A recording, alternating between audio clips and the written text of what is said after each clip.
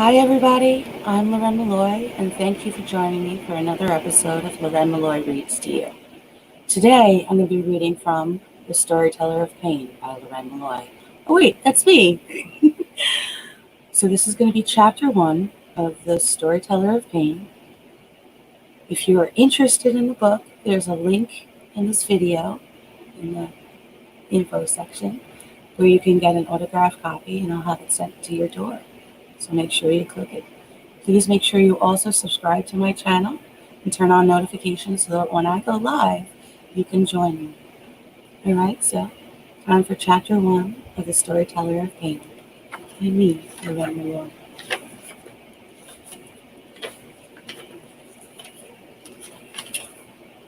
Don't you see, I am a map of scars?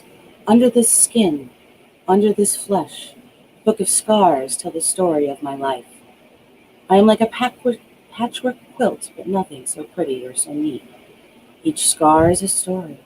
Each story leads to another scar and another story. The story is never complete. It will never be complete.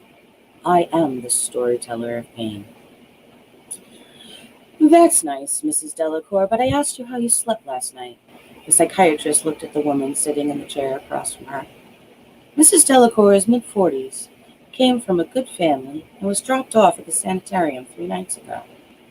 The family was powerful and wealthy. They simply couldn't afford to be seen with a lunatic or a family member, so they signed her over to the sanitarium for safekeeping. Mrs. Delacour had repeated the same thing to any question she was asked. Don't you see I'm a map of scars?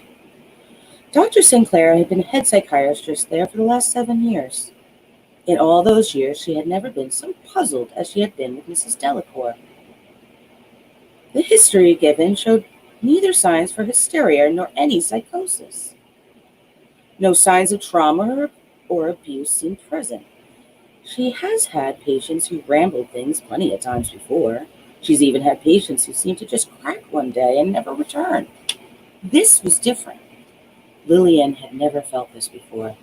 She knew she shouldn't base things on her feelings or emotions, but she had never felt like this before with a patient. Lillian had been in rooms with murderers, rapists, and madmen alike, but she was never scared, only fascinated and professional. Delia Delacour was different. Lillian couldn't explain it, but the moment Delia spoke, Lillian had goosebumps appear on her flesh, and a chill flew up her spine. Delia's eyes looked dead. Her voice sounded empty, cold, raspy. The only word she could think of was haunted. It was a look of horror, of seeing too much for the mind to handle, a nightmare that would never stop replaying before the person's eyes. Waking or asleep made no difference. Mrs. Delacour was stuck in an endless loop of horror. Whatever she saw, whatever happened to her, it was bad, very bad. Her skin was pasty, pale, and clammy. Her eyes were wide, bloodshot, fear-ridden, and yet, somehow, looked dead and lifeless at the same time. Mrs. Delacour seemed like a marionette that only came alive when it was time to say her little speech. She was like a pull toy with only one message. Ask a question and an invisible hand pulled an invisible cord somewhere deep inside her, and suddenly she had lifelike movements and speech. When her message finished its recording, she would go back to a lifeless-looking marionette. It was disturbing, to say the least. All Dr. Sinclair could think was, what could make a person become like that? This had been their first therapy session since the intake when she was admitted. It was the standard 48-hour observation in confinement. It was during that time the staff decided it would be best for Mrs. Delacour to stay confined to quarters indefinitely. The next morning, after Mrs. Delacour arrived, the staff had told Lillian that putting that woman in general population would be a terrible idea. Anything other than confined quarters would be detrimental to the rest of the patients and would even become a dangerous situation for everyone involved. Dr. Sinclair asked what brought them to this conclusion so quickly. She was told by the head nurse at the moment they put Mrs. Delacour in observation. Patients in the rooms around her began to get extremely agitated and violent towards themselves. The fear was palatable and the screams were deafening. It wasn't until they removed the rest of the patients, one by one, into different rooms away from Mrs. Delacour, that the patients settled down at all. Delia herself didn't move from the spot on the cot where they placed her at all. She just sat there, not moving a muscle, except to speak her message over and over again. When they checked in on her on the morning, she was still in the same spot, same position, saying the same thing. Delia never slept, not once in that time. It baffled Dr. Sinclair to hear of such extreme reactions from the other patients without Delia needing to do anything to stir them up. Dr. Sinclair just stared at her patients for several moments. It had now been 3 days, and Delia still had not slept. The Veronal milligrams had been upped for the 3rd time in 3 days. If this barbital medication doesn't work to knock Delia into slumberland, then she'd be the first person in the hospital's history not to have this medication work. It's what all the patients at Danvers Lunatic Asylum were given at bedtime. Once, they had to up the dose for one of the male patients, but he was 6'7" and weighed almost 300 pounds. Upping his dosage only made sense, the right milligrams for the person's weight. Mrs. Delacour was not by any means a massive individual, and 5 times the recommended dosage was unheard of. Lillian prayed this time it worked, because otherwise she wasn't sure what medication to prescribe for sleep that would actually work for her. Delia just sat there, motionless, staring at Lillian. The feeling was very unnerving, to say the least. Chills of fear ran up and down Lillian's body. She now understood completely why the staff and other patients felt so fearful of this woman. A sickening lump of ice was forming in Lillian's stomach. No matter the question she was asked, Delia began the same monologue. It was very frustrating to Dr. Sinclair. She even tried letting Delia finish her whole message and then asked, "But why are you suddenly the storyteller of pain?" The reply was the very same speech, started all over again. Never a word was chosen differently than time before. It seemed to be a memorized speech, one that seemed to delete all other information from her being. It was just so frustrating.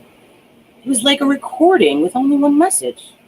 Where did the rest of the recording go? Where did Delia go if this is all that was left, Lillian thought. Delia certainly was acting extremely dysfunctional. As for her lack of sleep, if they can't find something that will knock her out, her health will become seriously endangered. Finally, her appointment with Delia was over. Lillian learned nothing new about Delia, nor did she learn anything new about the woman's pathology. How does a high-class woman like Mrs. Delacour go from a radiant delight and sheer light in social circles to this whole toy? At first, Lillian thought it could have been caused by a delayed, nervous breakdown after hearing the news that Delia's husband died overseas. Alas, that couldn't have been the case. As it turned out, it happened over 1.5 years ago. The family said she grieved for many months before she showed her face again in society. She seemed to be in relatively good spirits after the grieving process was over. It also wouldn't explain her bizarre behavior. A loss of a loved one never caused this kind of reaction from someone. Lillian felt completely stumped by this case. Her meeting with Delia didn't illuminate the situation at all. The feelings she got from Delia weren't normal either. Lillian, in fact, didn't feel like herself after that meeting. Pure fear flooded her system throughout the whole meeting. It took all of Lillian's strength not to show her fear to her patient.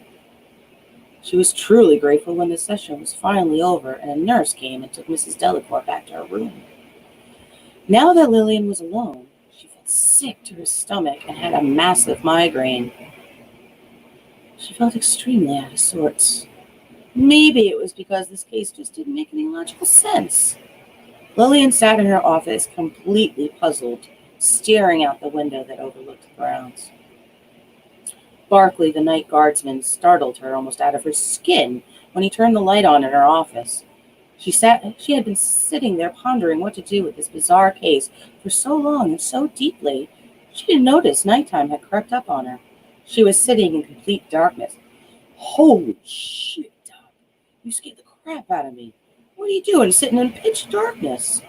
I would have knocked had I seen a light on. Lillian had always seen him in fleeting moments leaving the building. Nothing more than a hello or goodbye was ever exchanged before this moment. Lillian found herself realizing she had never really noticed him before. She took advantage of this moment to really look at him. Barkley had to be in his late 30s. He was in amazing shape and had the kind of build and tan a man only gets from daily hard work outdoors. Lily guessed he was about 6'4", and realized she was just gawking at him with her mouth open. Barkley started to blush a bit and chuckled. More gently, he said, "You okay, Doc? You don't seem like your usual self, if you don't mind me saying that." Lillian blinked a bunch of times. The ma'am seemed to wake her from whatever hold she was under. Embarrassed, she chuckled at him and said, "Oh, sorry, you startled me and scared me. I'm all right. I guess I just lost thought and time, and it all ran away from me again. Sorry I scared you, Barkley. It wasn't intentional. I also realized you've been working here 2 years now, and I know nothing about you. Seems terribly rude of me. I don't even know your first name." Lillian just realized she was flirting with the night watchman. This was very unlike her, and there she was trying to make it less awkward. "Epic fail once again, Lily," she thought. Barkley took a step into the room and smiled. "It's John Barkley. I can't blame you for that. I only work the night shift. You're usually gone when I get here, just leaving." Lily liked the sound of his voice. It was nice. It somehow matched his sun-kissed chestnut wave of hair and sea-green eyes. When he smiled, one side of his mouth hitched up higher, showing a dimple in his left cheek. That caused his whole face to make her heart melt. That thought stopped her in her tracks. That mushy shit is so not her style. Something was wrong. Trying to bring herself back to a professional place, she looked down at her books and asked, "What made you become a night guard here? It's obvious you're not from here. From your muscular physique and that delicious tan, I could tell you spend a large amount of time doing some form of manual labor outdoors." She stopped again. The pen in her hand dropped. She was making little heart doodles. Damn it! That was worse than the last time she opened her mouth. She couldn't believe she actually said delicious tan. What the fuck is wrong with her? When she looked up, she was red from embarrassment. John had a huge, dazzling smile on his dreamy face. He said, "Well, you're right there, Doc. I'm not from here. I was a police officer in New Orleans until about 4 years ago. The drug bust went bad. The rookie thought he didn't need his team or the plan. Fucker went in like he was some ridiculous Western movie. He died. 3 other officers also died. I got severely wounded. I was told I was lucky to be alive. I was in the hospital for 6 months. Must have had damn near 9 surgeries to fix all the damage done to me. All because some kid thought he was the lone fucking ranger. After physical therapy and rehabilitation, I got the heck out of that state and far away from those memories. Honestly, I knew I couldn't escape the memories, but I also knew I needed to get away from all the reminders. I couldn't drive in that town or walk any of those streets afterwards. So I came here. With my background, I got hired as a guard, and yes, pretty lady, I work on a construction crew several days a week building houses. I hardly slept when I was on the force. Not going to suddenly start now, John said. She just sat there silently and blinked at him again. John took another step into the room. You sure you're okay? You want me to walk you to your car, Doc? Lily knew that would be a very bad idea. She didn't trust herself to talk at first and just shook her head. John took another step toward her out of concern. She had to get out of there before this became something out of a ridiculous, trashy romance novel. "No, I am fine. Thank you for your concern, Mr. Barkley, and thank you for sharing your story with me. I must go now. I'll lock up when I'm done. Have a good evening." From the tone, it was an obvious dismissal. It was John's turn to freeze and just stare, blinking at her. That massive switch she had just made towards him confused John completely. He went from Barkley to John to Mr. Barkley within the same conversation. She didn't even go back to the usual Barkley. No, now he was Mr. Barkley. That's always the problem. Nothing can ever go back to the way things were before. He was now Mr. Barkley, who was suddenly being dismissed like a child or a lonely subject. John sighed inwardly and thought, women. Yes, Dr. Sinclair. You get home safely now. I enjoyed talking with you, Dr. Sinclair.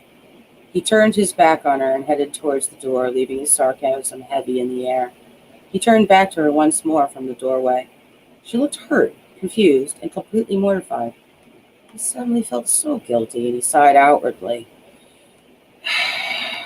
He leaned against the doorway and looked at her again. Her chin was even trembling. John suddenly realized she was a whole heck of a lot younger than he originally thought. He never got a good look at her before this. She was always walking away from him with her head stuck in a case file. She seemed older somehow then. He thought she was late 30s easily, but now, studying her, he realized he was way off. She had to be mid or late 20s. If she was over 30 at all, he'd eat his hat. Damn, he whispered. What? She asked huskily, trying desperately to act cold, aloof, and in control of the situation. John could truly see her now. The act wasn't working anymore with him. She was scared and worried. It was obvious to him suddenly that she was desperately needed someone to talk to. All John could think was, beauty like her should have plenty of friends or a man of her own. It was clear to him neither were true for Lillian. She's all alone with no one to talk to and had no idea how to interact with normal people. Her job was her life. John knew from experience what happens when all you have is a job and nothing else. It's a sad and lonely life. John sighed again at this revelation. He recrossed his legs and arms and leaned against the doorway once more. It was pointless, except he saw her watch his every movement. She liked him. He could tell. She was very attracted to him. It was obvious by the color that flushed in her cheeks at his every movement. Listen, kitten. Louisiana, I worked complex, difficult, sometimes fucked up cases. I don't scare that easily. So, sweetheart, if you ever want to talk about whatever is worrying you so much, I'm here. No, I'm not some fancy shrink with a bunch of degrees, but sometimes a different view helps. Sometimes just having someone to talk to about it helps. John smirked at her. It was such a shrink line he used on her, and he just couldn't help smirking. He looked at her, his face turning serious, and said, in all seriousness, though, don't let this place or people get a hold of you. Sometimes there's just a darkness rooted in deep. Sometimes there's no answer. If you don't let go of that poisonous puzzle, it'll poison you. So say as might shrink in New Orleans. He had his hand raised, palm towards the sky in mock contrition. He chuckled again. He took his time removing himself from the wall. He loved her reaction to him. When he was finally standing upright, he stretched, raising his arms wide overhead, and yawned for a few seconds. He wanted to give her one last real good look at that delicious tan and amazing physique she spoke of before she went Arctic on him. By the time he was done with his little show, Lillian was completely flushed with desire. John thought, good, Mr. Barkley out. Smiling at his private little joke, he strolled out of the room without another look back. Lillian just sat frozen in her office chair for several long minutes, trying to gather her wits and figure out what the hell just happened to her. She's always so professional. She lived by the rule, you don't shit where you eat.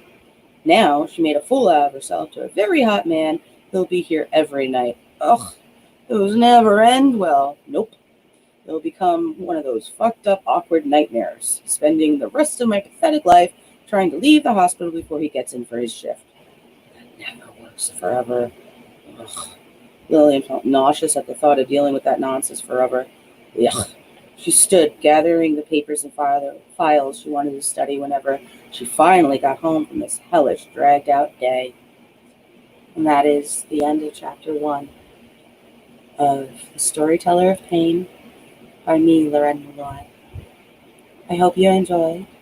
Please feel free to look through my videos. I have many that I've read from different books. I also have numerous other videos on there as well, so please like some videos, comment, share, Make sure you subscribe to my channel and turn on those notifications so that when I go live, you can join me. As always, I hope you have a wonderful day, a wonderful evening. I hope you enjoy. And until next time, happy horrors.